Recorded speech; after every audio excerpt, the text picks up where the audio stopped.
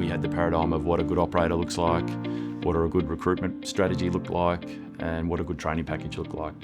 And we've had to really face into all three of those. You've got to tackle 3 or 4 paradigms: your training, your recruitment, the traditional what's good look like, and you've got to really look into it and go, well, hang on, how do I need to show up to best bring the team on this journey?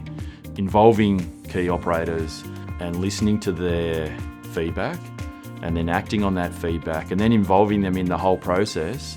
The thinking within the team was we still had to recruit competent people that could do the job. How else can we get people that can jump the bar? So in lieu of mechanical background and experience, we required good learning agility. Hiring those with the right attitude that's going to complement your culture. Simply commitment to it, train slightly differently, and in some cases longer, and recruit differently. They're probably the 3 main learnings.